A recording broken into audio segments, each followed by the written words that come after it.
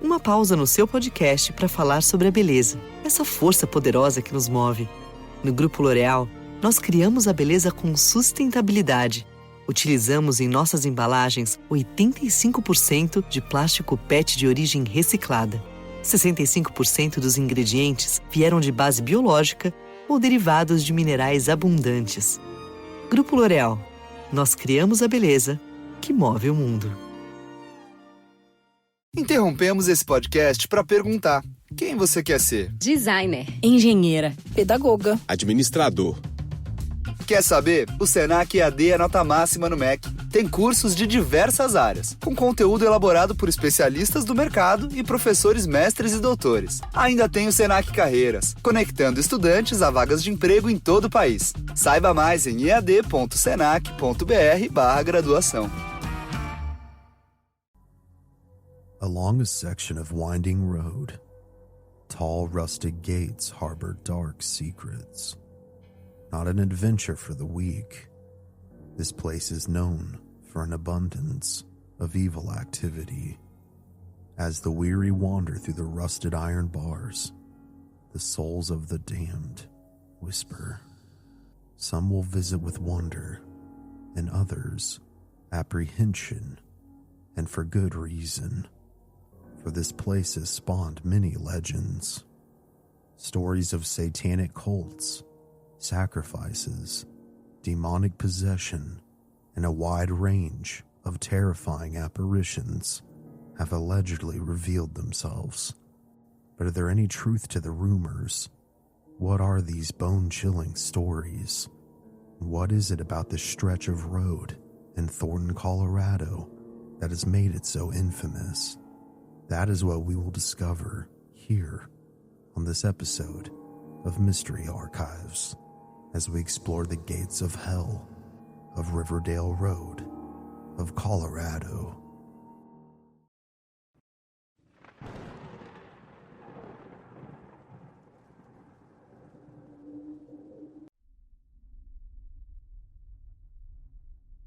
All information provided is purely speculative. I've tried my best to find any and all information I could to the best to fit the stories, and or see possibly where they could have come from, or if there's any truth to them. Riverdale Road, an 11-mile path located between Thornton and Brighton, Colorado, has been a supposed hotspot for paranormal activity for decades. The earliest rumors tell us of a nearby Native American burial ground. When it was in use, it said that the tribe placed a curse upon the land to affect those who would disturb their dead. And as we've heard numerous times before, you don't mess with native burial grounds. Nothing good ever comes of it. More on this later. Over the years, strange entities, those seeming to be half human and half animal, have been known to permeate the path ahead. Could these creatures have been the very feared skinwalkers of native folklore? Not all is evil with this rumor, however. There are both good and evil forces at work. They say that if you see a gray fox along the road, then a benevolent entity has graced your trip. But if a coyote is what you see instead of a gray fox, the path ahead is an ominous and malevolent one. We will certainly dive back into all of these rumors later, but the lore doesn't end here. It was nicknamed closer to modern times for a variety of stories over the decades, and those of which I'll cover now, in no particular order. Many people were lynched upon the trees surrounding the road, and many as sacrifices, some allegedly of former slaves by racist groups, and others sacrifices committed by residents of the local community long ago. Whether the groups were one and the same cannot be distinguished. The gates of hell was once supposedly the home of a commune of Satanists. Satanists who would do anything to keep their black church and its practices a secret. If anyone questioned the leadership or if an outsider got too close to the truth, they would simply go missing. On the north end of the road, not too far from Highway 7, there once stood a large house, probably what most would consider to be a mansion. But the ruins of this building, too, harbor sinister secrets. Built by a very wealthy man for him and his family, the home was once quite the marvel to gaze upon, but the ability to look upon the structure would be short-lived. Shortly after moving his family in, once construction was finished, the man began to change, growing colder, more distant, and stranger. Located back behind the home was an underground cellar, and taking the blood from the lives of those who had gone astray. It is here that they say he used black magic, writing strange symbols on the walls with their blood in order to try and conjure spirits and demons, perhaps in order to gain power and wealth. Behind the cellar is an old burnt tree, which has some lore of its own as well. This was where some victims were supposedly hung and burned at the stake, leaving charred remnants. One fateful night, as his family slept, the husband of the family crept up the stairs with an axe, and without the others knowing, he went room to room, slaying his wife and his children. As their blood coated the floors of the house, this diabolical man, seemingly demon-possessed, then took fuel and dumped it all throughout the house, lit it aflame, and then stepped outside to revel in pure madness at what he had just done. Was it him or a demon inside of him? This we'll perhaps never know, but he apparently, once the home was partially engulfed in flames, then took a rope, fastened it to the charred tree behind his cellar, and ultimately hung himself, his feet dangling inches above the ground, as the home behind him was reduced to burnt rubble. Other versions of the story say the man disappeared and was never seen or heard from again. A pale white figure of a woman is said to haunt the grounds now. It can be heard screaming some nights when the wind is still. Those that visit the Gates of Hell area have reported, as previously mentioned, seeing strange animals, but they also report seeing and hearing stranger things as well. Disembodied voices, the feeling of being watched, and the sensation of icy hands poking and touching them. Another very strange phenomenon that's said to exist is bloody human handprints materializing on the street signs with no rational origin. This place, like many, seems downright terrifying in my opinion. But is there any truth to any of these stories? Or are they just that, stories? Well, here's what I found, following what we covered in order. Thornton, Colorado was indigenously inhabited by several Native American tribes, most notably the Arapaho and the Cheyenne. Each tribe had very different burial methods. The Arapaho usually buried their deceased on the same day that the person had died. The body was dressed in their finest traditional clothing, and a spacious grave was dug into the ground. The person was then buried with some of their personal belongings, such as clothing and blankets. Stones and other items would be placed on top of the grave to mark its significance and who was buried there, arguably fairly similar to how the West buries people today. The Cheyenne, however, had a very different method.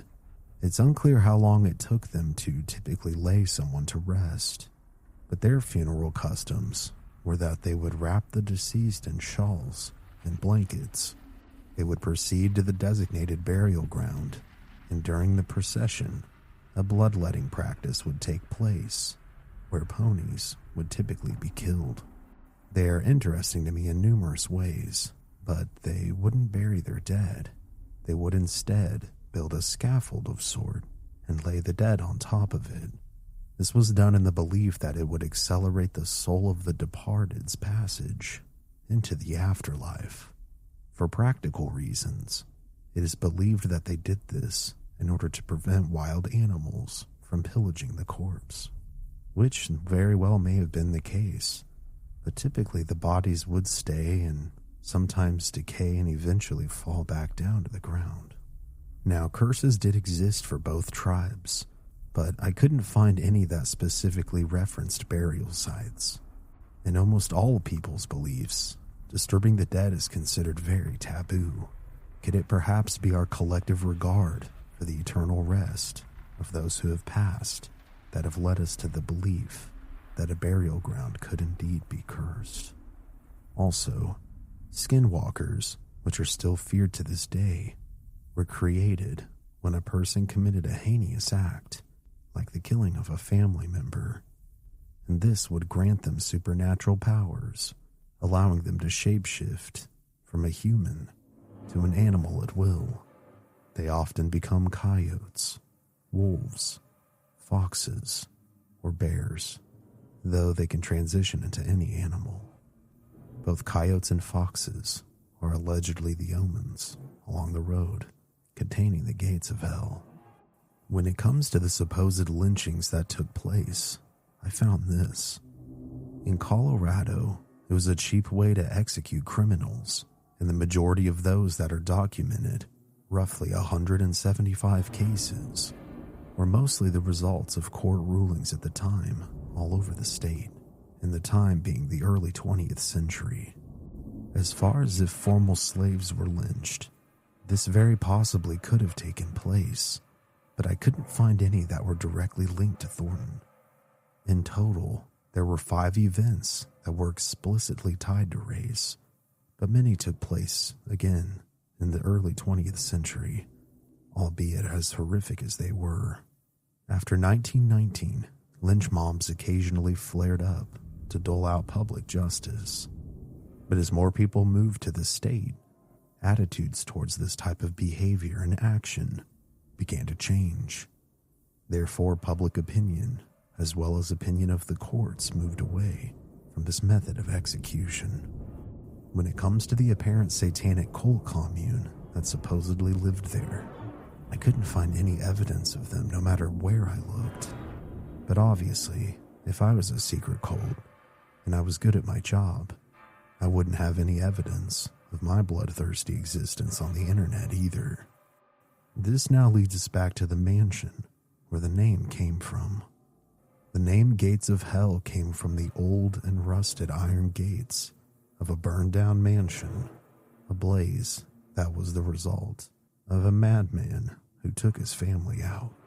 Now, there is proof of the mansion, who bought it, and what happened that caused it to burn down, but the truth is certainly less spooky than the legend. Before I dive into it, I wanted to also mention that it's more than likely that the charred tree was the result of either the original fire or of a lightning strike taking place. The mansion was originally named the Volpert House. Built in 1864 by a man named David Volpert, this 2-story brick house was a fine structure of dignity. David, who was a very successful prospector, along with his wife Catherine, had 2 daughters and a son. However, even though fitting the time frame when the madman's story supposedly took place, David didn't go crazy and harm his family. He actually would go on to pass away, presumably within the home, at the age of 75. What happened to his family members is unclear, but they most likely moved on and passed away from natural causes. The home, as far as I can tell, sat vacant from the early 1900s until 1975. This is when a man named Dr. Hugo Rodick and his wife, Orion Sally Rodick, purchased the home, working hard on behalf of the Adams County Historical Society. The couple would go on to restore the home and live there for a short time, designating its status as a historical monument. Things seemed normal for the Rodics until 1 a.m. on November 28th, 1975. The home, which stood at 9190 Riverdale Road, became engulfed in flames. It's unclear whether or not the couple had any children, or any that lived with them at that time, but the Rodics would make it out of the blaze very much alive. And although the origin of the blaze was undetermined, the authorities at the time did determine that arson did not seem to be at play. Dr. Rodick would go on to live and ultimately passed away at the age of 102. It seems as though the Madman Mansion story, as I've come to see it, could possibly be a fictionalized amalgamation of both of the real stories surrounding the Volbert house. The ruins of the home, as well as the original gates, have since been demolished, and the Pelican Pond's open space now sits in their place. Sometimes the truth isn't as fun as the legends that surround an area, and perhaps there could be more truth in some of these tales. Perhaps the area itself is where the veil is thinner between our world and the next. It's hard to say, but one thing is certain. The folklore of America is vast, creative, and entertaining. And it's incredible to see so many stories spawning from seemingly such an insignificant place, like a winding stretch of road in the middle of Colorado. But what do you think? Do you have any stories about the gates of hell? Do you have any stories from your local community that have become legends? Make sure to let me know down in the comments below. If you enjoyed this video, please give it a like, share it around, and subscribe. All these things help me out a ton. I did just want to say thank you guys for having my back as a community. I'm really thankful to have such an awesome group of people not only enjoying my work, but also enjoying interacting and supporting one another. Please don't change. Anyways, guys, please follow me on X, Facebook, and I'm sure I'm on any and all other social platforms that you're on. Spotify as well. I have all my episodes there too. And with that, guys, anyways, I love y'all. Thank you for allowing me to do what I do. And this has been Cody here at Mystery Archives. Remember to please stay safe out there and take care. I'll see you next time.